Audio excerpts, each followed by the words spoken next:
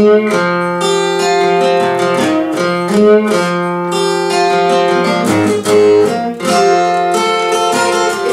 the same. All your names will change every day. It seems we're wasting away. Another place where faces are so cold. I travel all night just to get back home. I'm a cowboy on a steel horse I ride. I'm running, dead or alive.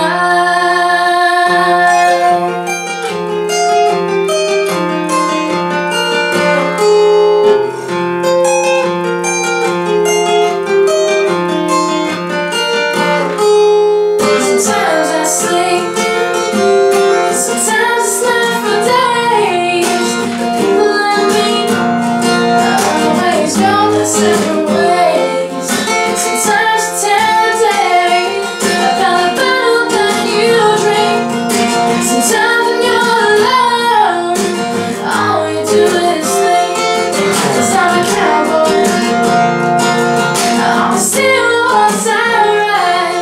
I'm running, dead or alive. Running, dead or alive. I walk these streets, always 6th Street on my back. I play for keeps, 'cause I might not make it back. I've been everywhere, and I'm standing tall. I see a million faces, and now I'm right there in the mall. 'Cause I'm a cowboy, got a knife on my side. I'm wanted, dead or alive.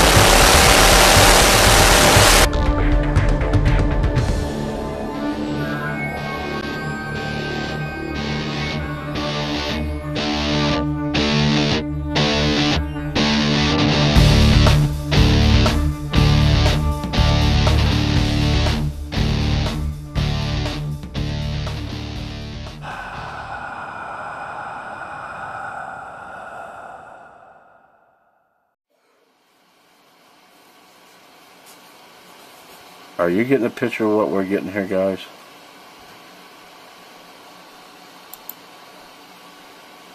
And there it is, friends.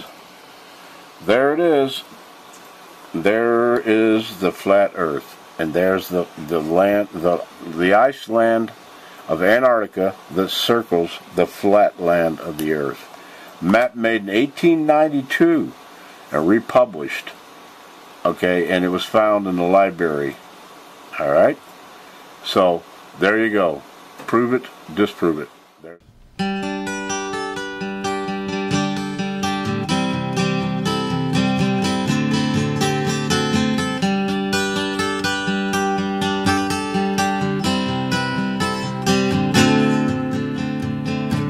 Here comes the sun. Here comes the sun. It's alright.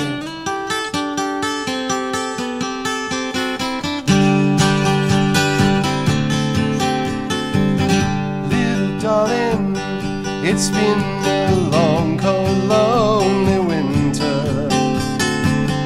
Little darling, it seems like years since it's been here. Here comes the sun. Here comes the sun. I say it's alright.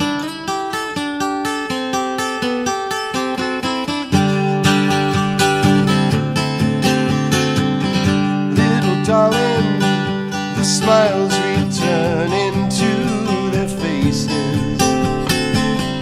Little darling, it seems like years since they've been there. Here comes the sun. Here comes the sun. I say it's alright.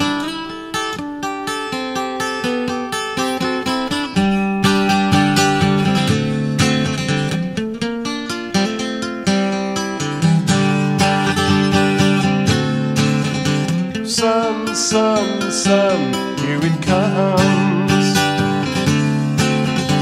Sun, sun, sun, here it comes. Sun, sun, sun, here it comes. Sun, sun, sun, here it comes.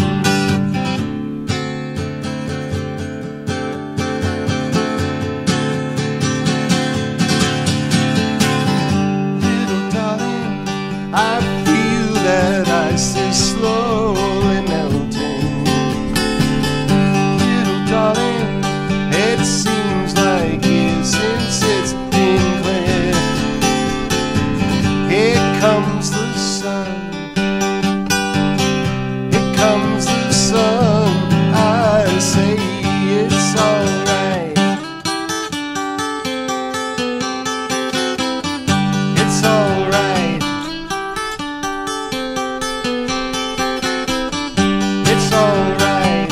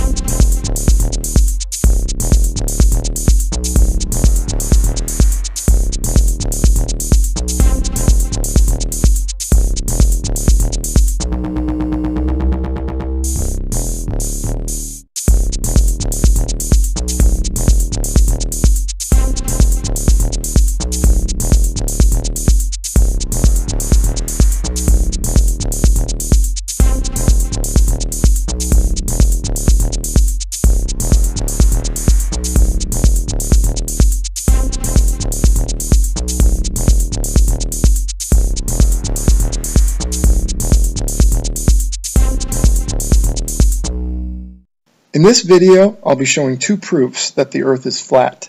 In the first half, I'll show how there is no curvature on the horizon, even though there are those that claim that lower portions of buildings being blocked from view by the horizon is the result of curvature. The second part of the video is dedicated to showing that the horizon is very thin. It has no depth to it, and that is evidence that the horizon is the product of perspective and cannot be the product of curvature. Okay, let's go. I just want to talk about videos like this on YouTube where someone zooms in over a patch of water and they actually zoom in on the horizon, which is really cool. But you can see objects past the horizon, whether it be buildings or ships or something, and the lower portions are blocked from view. Well, the average person looks at that and says, wow, that's curvature of the Earth. And, you know, that's understandable. That's what we've all been taught. What I want to show is that it can't be curvature because there's no curvature on the horizontal axis. And what I want to show is that this is perfectly consistent with perspective. This is exactly what we would see. So here we go. Okay, a little something of how perspective works. See the red and the yellow line. The yellow line is your eye height. The red is the ground plane. And the ground angles up. It visually angles up to your eye level. It's on a trajectory. So the way perspective works on a flat plane is that where that intersects, the ground plane and your eye plane intersect, is where the horizon will form, because that's as far as you can see. You know what I mean? The ground comes up like a big wall. It's a big ramp, and when it gets to your eye level, you can't see any further. You cannot see any more ground, or in this case, any more water. You can see beyond it, but the bottom portions of things are blocked from view. So that's the reality of our vision. Wow, look how that water ramps up to your eye level and it forms a wall. Incredible, zooming in on that horizon. Notice the buildings behind it, the lower portion is blocked. That's due to perspective. To explain this illustration briefly, when they say they see curvature when they're looking at the buildings, and they're saying because the lower parts disappear, they're calling that curvature. That would be on the z-axis. That's from our eyes to the horizon and beyond. On the x-axis, these are the two that we're concerned with, the z and the x. The x-axis is the horizon, or our horizontal axis. And the x-axis is the one that we don't see any curvature on. They claim to see it on the z, but they say, oh, you can't see it on the x. Well, you should and you must see it on the x, and yet we do not. Okay, here we are looking over the bay. I have it mocked up here so you can... I have the X, Y, and Z axis, and I got a line across the horizon. And you'll notice I have a guy over there on the right-hand side of the screen, and he's looking across to the left. So the point of this is that here we are looking across this patch of water, and the guy on the beach here says he sees curvature because the building's way off in the horizon. Once you zoom in, the lower parts disappear, so he's claiming curvature on the Z-axis. Yet, we take this guy over here to the right, and let's say he's doing the same exact thing. He's looking across the same patch of water, and he sees buildings off in the distance, and the lower portions disappear, and he's claiming curvature. Now, his z-axis is our x-axis. You see what I'm saying? So, what I'm going to do here in a second is I'm going to zoom in on this whole, the zoomed out shot of the horizon, and we're going to scan it from right to left, and we're going to show that there's no curvature on the x-axis. Yet there should be curvature, and there must be curvature on the x-axis because that would be someone else's z-axis. Like, for instance, if he's looking at our z-axis, that's his horizontal axis, and he should see curvature because it's a ball, remember? But we don't see that. So here we go. Okay, so on the next slide, I'm going to blow up the slide, and I'm going to zoom into the horizon, and we're going to put a straight line against it, and we're going to scan it from right to left, and we're going to see what it looks like. Let's go. Okay, here we go. Look for any separation between the horizon and the straight yellow line, especially at the beginning of the picture and at the end, or the right side of the picture. That's where they say you'll see curvature. So we look, and we have, I put a little gap between the line and the horizon, and there we go. Looks perfect. Okay, and we're going to maintain that gap all the way across. I can't believe they try to get away with this. They say you can't see curvature, but then they see the building's lower portions disappearing and they yell curvature. But here we are. Here's the horizon. Nice long patch of horizon, and let's look at the end. Perfect.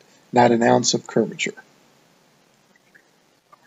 Okay, I just want to say a word about zooming in with a telescope. There are people that think that I've spoken to that if you use a telescope, your horizon will be further. The stronger the telescope, the further the horizon will move away from you. Well, that's not the case. The horizon is determined and formed by the ground visually angling up to your eye level. As you see in the beginning of the video here, where he's zooming in across the water, you can see a horizon form, and then as he keeps zooming in, the horizon doesn't get further away. The horizon gets closer, and it gets bigger. He's zooming in on the horizon. That horizon is formed whether you're looking at it with a naked eye or a telescope. All of the telescope allows you to do is to see it larger. See this picture on the top here? If the lines were parallel and perspective wasn't a reality, then yeah, the stronger the telescope, you could just see parallel to the ground. But the fact is, perspective causes the ground to visually angle up. And where that intersects is your horizon, and it's regardless of whether or not you're using a telescope. Concerning the convergence lines that go to your horizon and your eye level, I just want to show you a few slides from my Perspective Horizon Flat Earth video.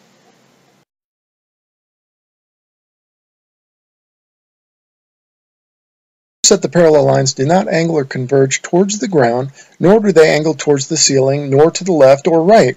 They angle to the eye level of the observer. This image is a product of our eyes.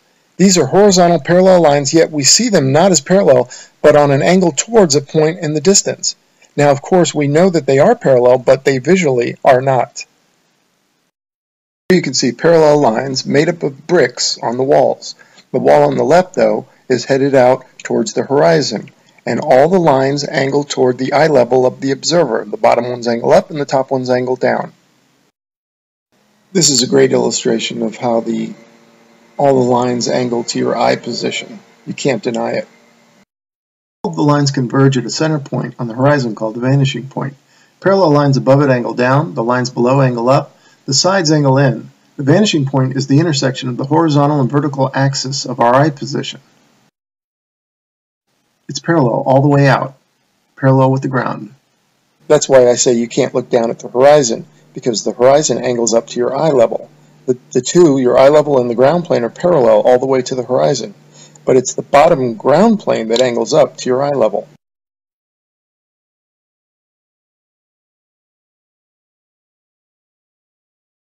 Okay, here's a new slide. Here's a guy sitting in the middle of the ocean. You can see the water angles up and on each side of him to our eye level. Actually angles all the way around him. Just like looking down that long hallway, the floor angles up to your eye position, the ceiling angles down, the walls angle in. That's perspective. Here's another one with the guy in the boat. Whether he's in the hallway or out on the ocean, the ground plane angles up to your eye position. And so you can't see any ground past that point once it intersects with your eye height. So items or objects beyond the horizon will be blocked, especially the ground, and then lower portions of objects beyond the horizon will have their bottoms blocked from view. And here's another one. You can see the water ramp up to the eye level, and the building beyond the horizon has its lower portions obscured. It's kind of like putting your thumb out at arm's length and putting it level with your eyes. You can block things much bigger than your thumb. That's due to perspective. And the same happens here. The further away that building is, the more of it gets blocked, starting from the bottom up. Okay, that concludes the first part, dealing with that there's no curvature on the x-axis or the horizontal axis. Now I want to talk about the thin horizon, the fact that the horizon has no depth, and how that is completely consistent with perspective on a flat plane, and not consistent with a sloping ball and the horizon being a product of that curvature. So let's go. Okay, here's a really quick zoom. Check out the horizon. It goes really fast. He doesn't stay there very long. I make a still of that too. I blow it up and you can check it out. here's another zoom. Okay, check out the choppiness and the shallowness of the horizon.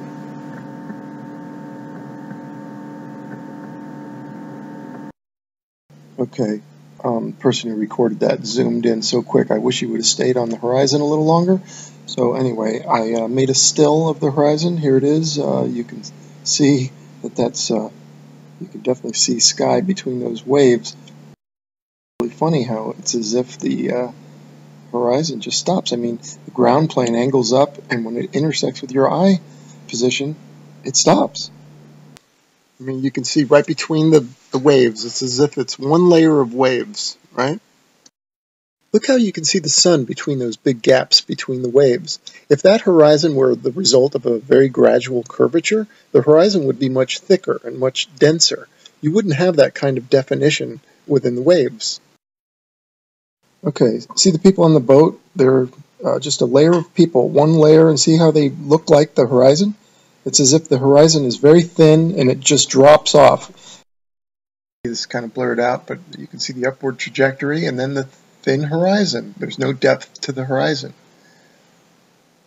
It's as if it stops, and it does. Perspective would dictate that the ground visually angle up to your eye position, and when it does that, it stops. You know, you can't see any more ground behind it. You can see things beyond it, but you can't see the ground.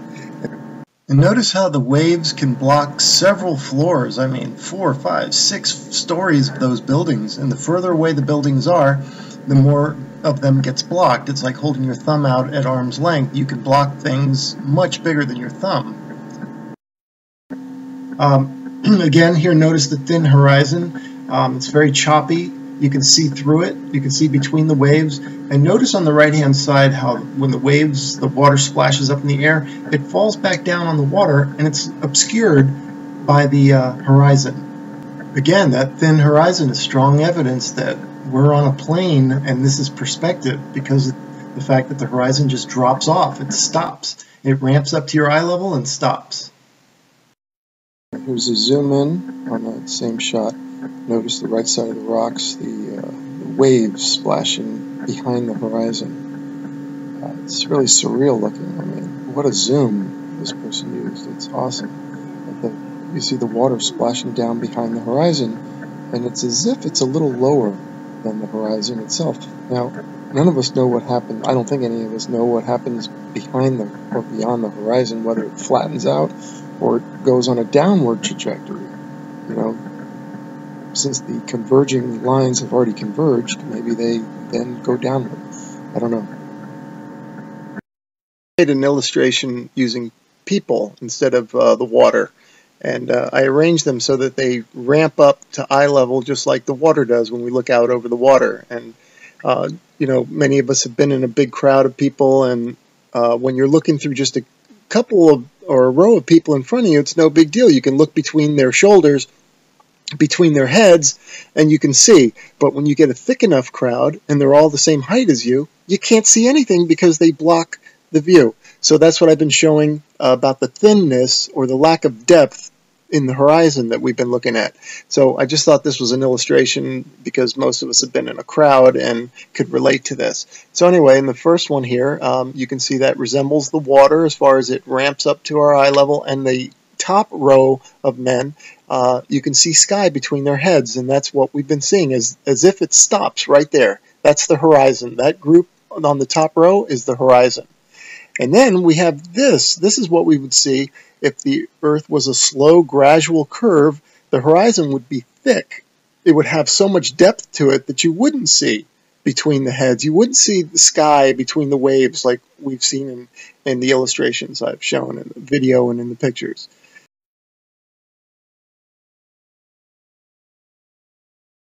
There's 2 points that I've made in this video. Point 1, they claim that you can see curvature because of the lower parts of the buildings disappearing, or a ship going over the horizon and the lower portions of it disappearing. They claim that's due to curvature, but yet we don't see it on the horizontal line, and I showed you scanning that video, or that picture I mean, and it totally showed no curvature. So that's debunked right there. That's one. And two is this thin horizon, or the fact that there's no depth to it.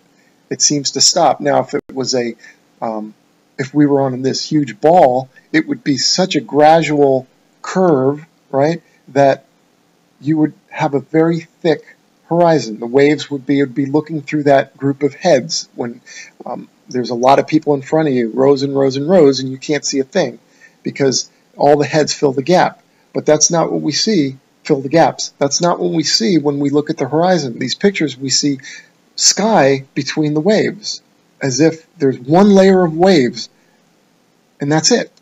So those are the 2 points that we've made here, that I've made, and I believe that is strong evidence for a flat Earth.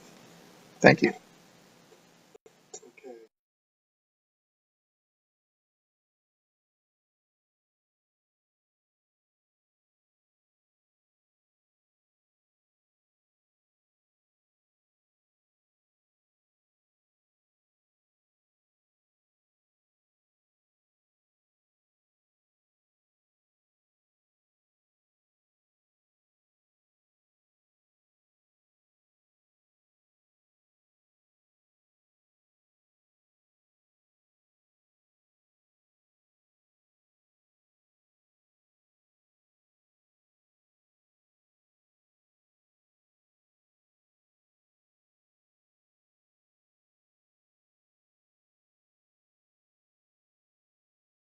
The Earth. Is it really just a big ball floating in space, spinning on its axis at 1,000 miles per hour, hurtling around the sun at 67,000 miles per hour, whizzing through the Milky Way at a milk-curdling speed of over 500,000 miles per hour, and warp driving through the heaven at over 500 million miles per hour? And what about the sun? Is it really 93 million miles away and close to 1 million miles in diameter, with a circumference of nearly 3 million miles? And it's constantly illuminating half of our entire Earth's surface with the rotation of the Earth, creating our 24-hour days, our night and days? Maybe the Earth is flat after all. And maybe it's completely still, just like we experience. And maybe the sun isn't big, but is very small and very close, and not illuminating the Earth from 93 million miles, but is illuminating locally. And maybe everything, the sun, moon, and stars, are not far away, but are circling overhead relatively close. In this video, we're going to explore the latter option, and at the end, we're going to reveal startling evidence through the use of time-lapse photography that the sun cannot possibly be 93 million miles away, but is in fact very close and is illuminating locally as it traverses our flat Earth. Oh man, and watch how this sun comes at you. Boom. I mean, come on. And that's all perspective. That's if you look at jet trails, Google Images, you'll see them. They start out low at the horizon, they come up overhead. Look at that thing. They come up overhead and then they go down to the horizon. Perfectly explains what the sun would do. Here it is going overhead. I love time lapse. Look at this. You can't go out and look at the sun. You can't see this stuff, except that it's on, time lapse like this. It's incredible. Now watch this thing. It's sweeping. The sun over flat Earth is doing a big circle, right? Look at this thing. See it sweeping to the right. It's like a lefty bowler. Just toss that down the alley, and there it goes, hooking into the pocket.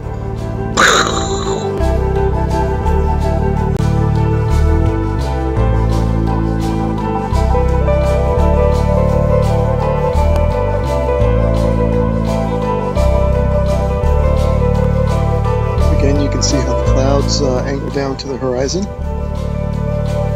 Show it there. That's exactly how the sun would do. Okay, back to the Copernican principle, and this is what they tell us. The sun is 93 million miles away. Now, I'm going to show you evidence through sunsets that shows the sun light following the sun over the horizon, and it shrinks as it goes over. Now, there's no way it would do that if the sun is 93 million miles away. Okay, first I'm going to show you some footage from the ISS.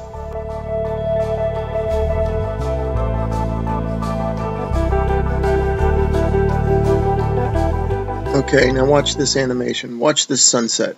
Now this is exactly, if they came to me and said, do an animation, this is how I would do it. If the sun were 93 million miles away. Just like that. Have the whole horizon light up and then fade evenly across the whole horizon. But that's not what we see.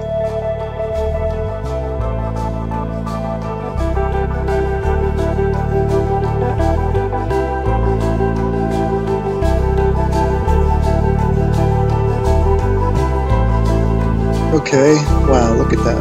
Look how the light lifts off the ground like a big wedge or like lifting up a sheet of paper. That's incredible footage.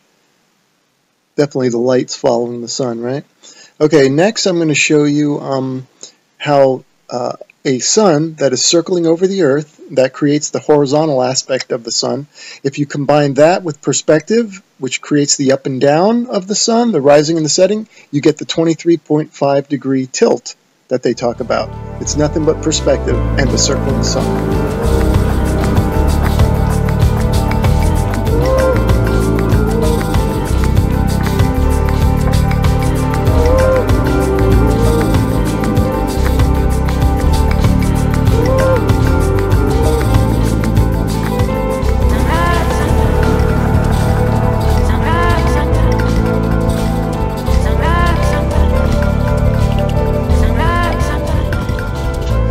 The high altitude airplane. Remember, this is from a high altitude balloon, so that airplane is probably at cruising altitude.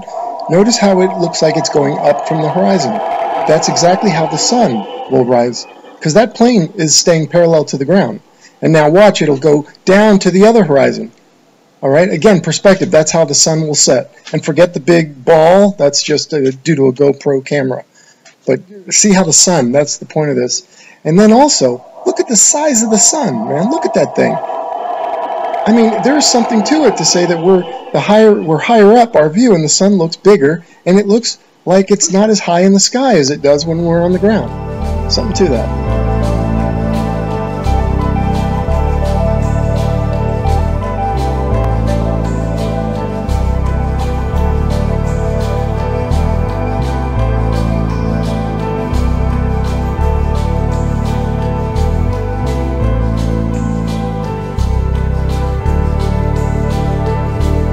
Okay, here's a little illustrator or a little cartoon from a website called timeanddate.com. It's really funny that they would have a perfect illustration of a sun rising and setting on a flat Earth due to perspective. You'll notice that that it rises from below the horizon and sets below the horizon. Now you might be saying, well, how's that possible? I can see now you're saying that it rises and lowers due to perspective, but how does it disappear below the horizon? Well, I got a theory about that. Because of the fact that all parallel lines and planes converge at your eye level horizon, this is according to the perspective, I'm not making this up. If in fact, and they do, they converge at your eye level horizon visually, then it makes sense that after that point they diverge, meaning they then separate. So the sun would continue on a downward track. As you can see from my illustration here, the lines would go to your horizon, and then afterwards they would spread out and separate, kind of like a starburst, and the starburst being at your horizon, at your focal point.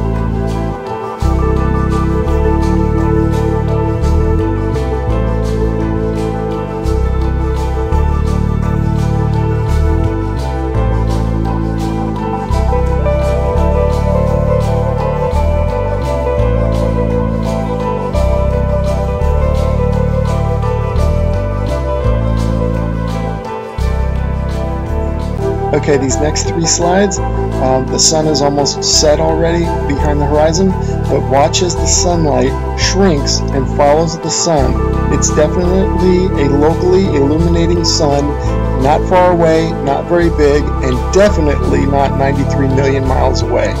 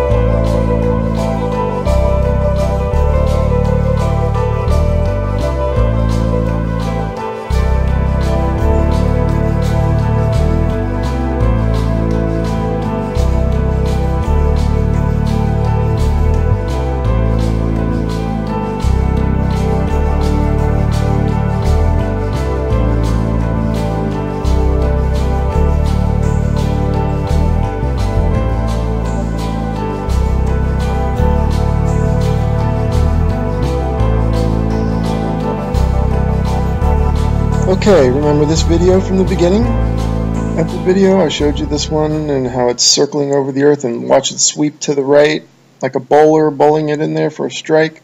Okay, now I want you to pay attention to the way the light follows the sun. The sunlight's going to shrink, right, as it follows the locally illuminating sun. Now watch this. See it shrinking, following the sun? You do not get that if the sun is 93 million miles away. The entire horizon should light up. This is proof right there that the sun is close, illuminating locally, and traversing over a flat Earth, period.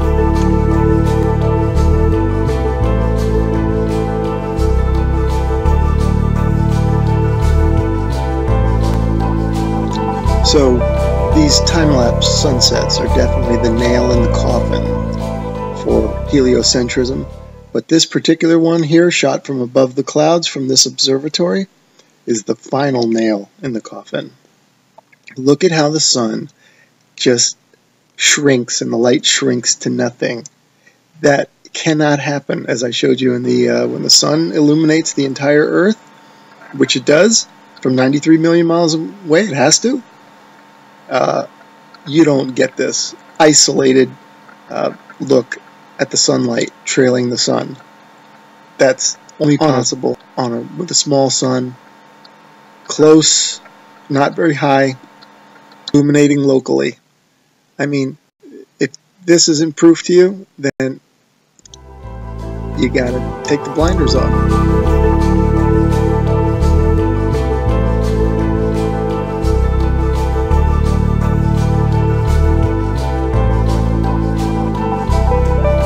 Okay, and finally I want to show you some examples of local illumination, or a city in the background. This is from Grand Canyon National Park. That you can see Las Vegas is one of them. You can see the stars going down, so you know that's not the sun. That's the glow of Las Vegas, it says. You can see that's local illumination. I'm just making an example showing you here's Tuba City and a little bit of Flagstaff. Now, in this one here, you see two lights. Obviously, we don't have two suns, but these are two cities lit up, and it's just to show it looks just like the sun going over the horizon. That's the point of me showing that. That's local illumination at work. The sun is not 93 million miles away, because if it was, the entire horizon would light up, or actually would fade evenly, and the entire horizon would fade at the same time. Not what we see here, which is the small sun cruising over the Earth and the light is following it. Case closed.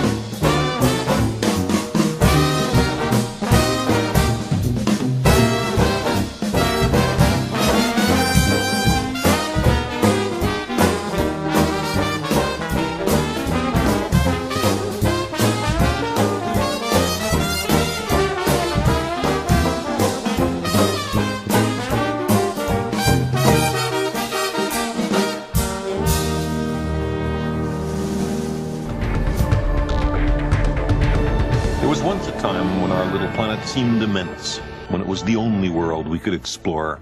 Its true size was first worked out in a simple and ingenious way by a man who lived here in Egypt in the 3rd century BC.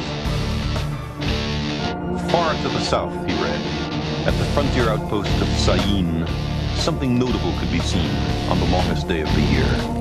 On June 21st, the shadows of a temple column or a vertical stick would grow shorter as noon approached. And as the hours crept towards midday, the sun's rays would slither down the sides of a deep well, which on other days would remain in shadow. And then, precisely at noon, columns would cast no shadows, and the sun would shine directly down into the water of the well. At that moment, the sun was exactly overhead. It was an observation that someone else might easily have ignored. Sticks, shadows, reflections in wells, the position of the sun, simple, everyday matters of what possible importance might they be. But Eratosthenes was a scientist, and his contemplation of these homely matters changed the world, in a way, made the world. Because Eratosthenes had the presence of mind to experiment, to actually ask whether, back here, near Alexandria, a stick cast a shadow near noon on June the 21st. And it turns out, sticks do. Here's a map of ancient Egypt. I've inserted 2 sticks, or obelisks, one up here in Alexandria and one down here in Syene. Now, if at a certain moment each stick casts no shadow at all, that's perfectly easy to understand, provided the Earth is flat.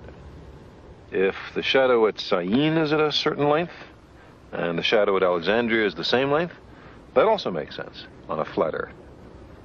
But how could it be, Eratosthenes asked, that at the same instant there was no shadow at Syene and a very substantial shadow at Alexandria? The only answer was that the surface of the Earth is curved. Not only that, but the greater the curvature, the bigger the difference in the lengths of the shadows. The sun is so far away that its rays are parallel when they reach the Earth. Sticks at different angles to the sun's rays will cast shadows at different lengths.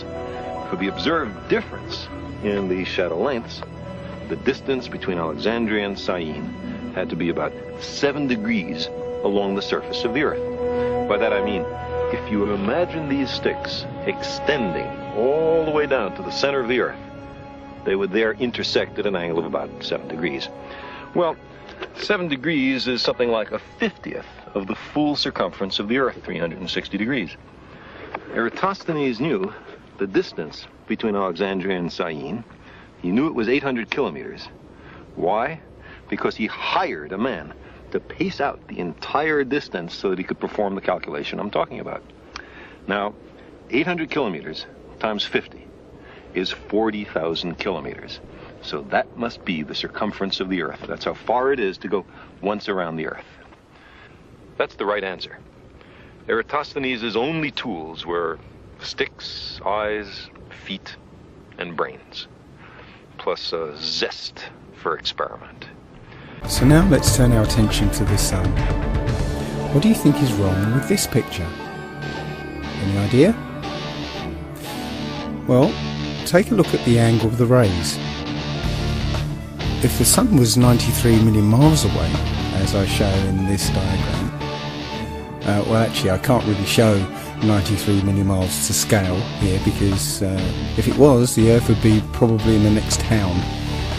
Point is that at that kind of distance, all the light rays from the sun would be parallel near enough. And if you recall, Eratosthenes' calculation of the circumference of the Earth actually depends on the light being parallel from the sun. So when the light shines through broken cloud, it would hit the ground parallel rather than at this kind of angle. So if you're able to measure the angle of the sun rays, you can basically, with a bit of simple geometry, figure out exactly how high the Sun is. And that turns out to be about 3,100 miles. And if you were going to try and hide this information, that the Sun is actually very close, perhaps you'd encode it in symbol. Does this look familiar? There are quite a few videos like this one where people send up their video cameras on weather balloons. One thing to note is where you can see a hot spot on the clouds directly under the Sun, like here. You see it? Directly under the Sun is a hot spot. Now that would be impossible if the Sun was 93 million miles away.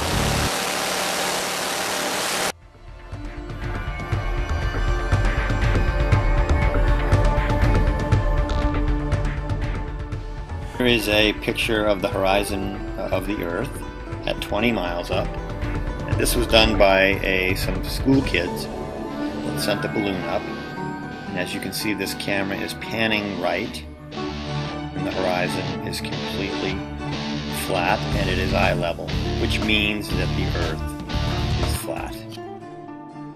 No curvature. And the higher you go, the further out it goes, and it remains flat. Continue to watch this video. There is another example of some children from a Christian school who did the same thing. They sent a balloon up about 18 miles, and the results are the same. So there's plenty of evidence to show that we live on a flat, plain Earth. Absolutely. There's no question about it. We've been lied to. NASA has lied, and they created all this illusion. And it's nothing but one big fat lie.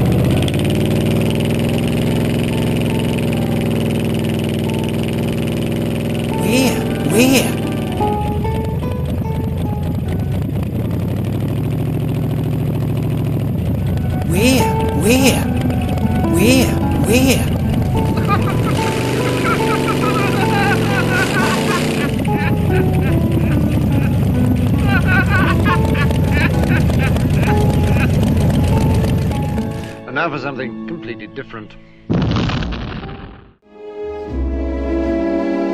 That's the time you must keep on trying. Smile, what's the use of crying?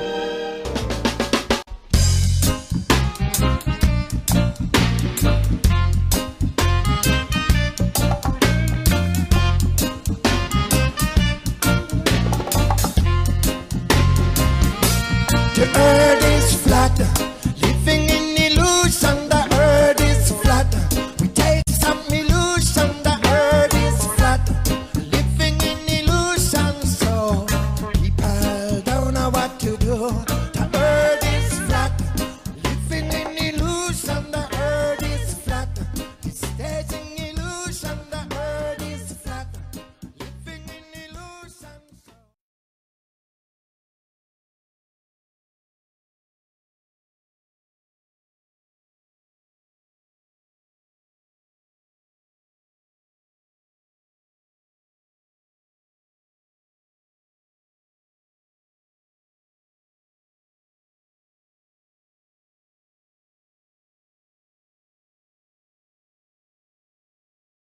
When you go Mach 3, the amount of heat that the whole airframe, everything experiences all this heat, and nothing that they have at the store works.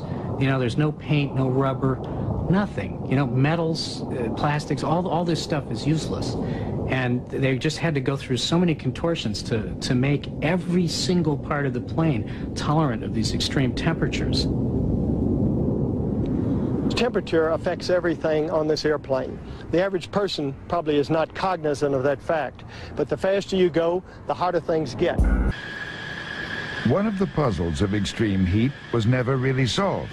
Sealants for the fuel tanks. They never came up with a polymer that would seal the joints in the skin panels that hold the fuel in, so the blackbirds sit on the ground and weep.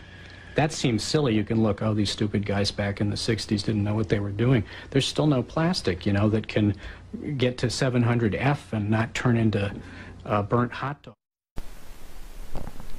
Howdy. I've been looking at the Lake Pontchartrain Causeway, which is the longest bridge in the world, and it's in Louisiana. 24-mile long bridge. So I wanted to see how they worked out the curvature building this bridge, because in 24 miles they should have to deal with 384 feet of curvature. And I even looked at a documentary from Modern Marvels that 45 minutes long, but they finally got to the point, and it was this. They threw this up as they were going to a commercial, and it was 35 minutes in, so I barely caught it. But this is what they're to compensate for the curvature of the Earth. The Lake Pontchartrain Causeway was built roughly 2 inches longer than the distance it spans. 2 inches for 384 feet.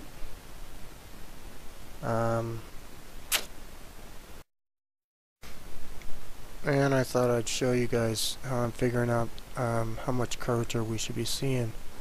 So in the first mile, you get 8 inches of drop. So for the Lake Pontchartrain Causeway, we'll take 24 squared times that 8 inches, and then you can divide it by 12 to get your feet. And that's 384 feet of curvature that they should have to deal with, but they only had to add 2 inches of road for that. So, okay, that's been explained. Now back to work. Thanks for tuning in.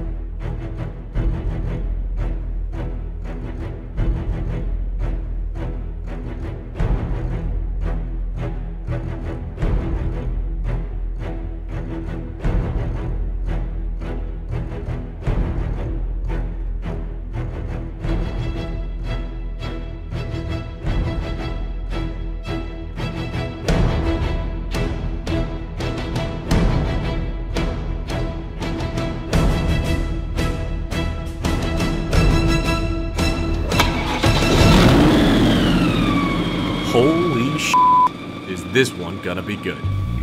Okay, so I've been just checking out flights around the southern hemisphere and just trying to hop from continent to continent and finding out just how ridiculous it is. So let's follow these planes and see if they can prove the plane. First, I'm starting in Australia, and I want to go from Sydney to Santiago, Chile, which Google Maps tells us is 7,000 miles. I've been using Fare Compare, so let's just take a look at the maps. I mapped these out, and look, you know, it just looks ridiculous what you have to try and do. You can't just go straight across. You have to actually get up into the northern hemisphere and then come back down. So that doesn't make any sense. So I mapped it on the flat earth map, and whoa, okay, now it makes sense. This is Sydney, Australia on the flat earth map. So yeah, you would want to stop at Vancouver or San Francisco or LA on your way, because it is on the way. Alright, the next one I checked out, let's see, was Johannesburg, South Africa to Perth, Australia. And I chose Perth just because it's the first city you would get to. It's a straight across shot from Johannesburg, which is right here, to Perth, which is right here. So, look at all the flights that came up here, and once again, we only have one non-stop, then two one-stops from Singapore, and then a bunch from Sydney, which are kind of strange. I'll show you that in a sec here. So let's just go to the maps. Alright, these are the routes they want you to take. There's 3 separate airports right in this little area. This is Dubai and Dahou, and not sure what that one is. This one's Hong Kong, this one's Singapore, and here's Perth right here. These two in black, this is the non-stop that they have to Perth, and this one's kind of a weird one. There's a little tiny island right here called Mauritius, and you know, it's almost, you know, a straight shot, but it's got a 20-hour layover. So I don't know how many people would actually opt for that flight, but the reason I put these in black is because I don't think they exist either. And then you got all these flights that go to Sydney, which is here. So what, you're going to fly right over your destination, fly 2,000 extra miles, and then hop around to all these other cities before coming to Perth. So this is kind of a weird one I can't really figure out yet, especially when you look at the map, the flat earth map. All the other routes make sense because yeah, it's on the way. Here's Perth, here's South Africa, all the stops are on the way. This is that Mauritius though, so yeah, I don't know, maybe. These are all the flights to Sydney, so it still looks like a pretty long shot to Sydney, but who knows, maybe this map isn't even correct, who knows, I don't know. Let's see, the last one I mapped was, I wanted to go from Cape Town, South Africa, to Buenos Aires, Argentina, and these are the routes that they were giving me. And there wasn't, yeah, I could show you that. They don't even have a non-stop, so you don't even have that option to just go straight across. So all of your other options are here.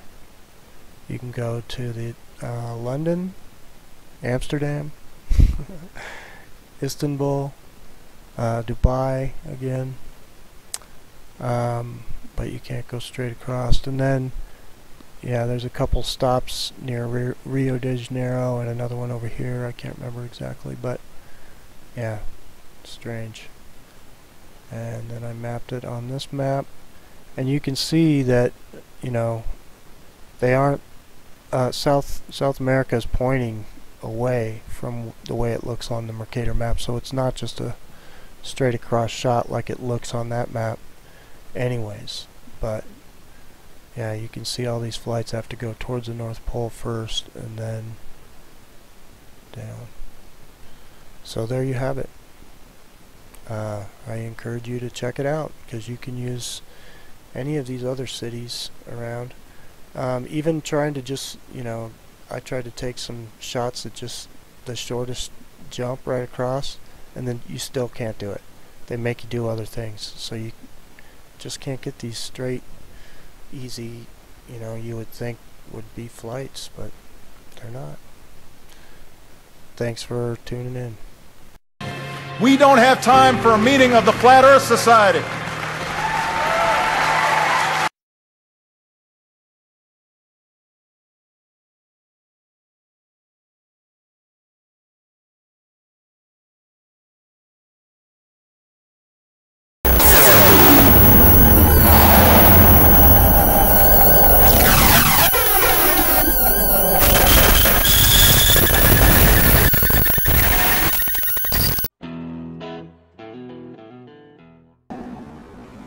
That's a mirage. Found this photo from Grand Mere State Park. This is from Joshua Nowicki, and what you're seeing here is a mirage. We typically would not be able to see this from the Lake Michigan shore. We talked about this last night. Conditions are right on the lake that we're actually seeing a mirage of the Chicago skyline. Very interesting here. Here's what's happening. This is a good example of a superior mirage. So Joshua was on the Lake Michigan shore. He was looking towards the west, and Chicago's beyond the horizon. Should not be able to see it. However, with the right conditions, we have an inversion. We have cold air near the cold lake water and some relatively warmer air above it. This will bend the image of that skyline back towards the viewer. And so typically we would not be able to see this. This image would be viewable for is a mirage.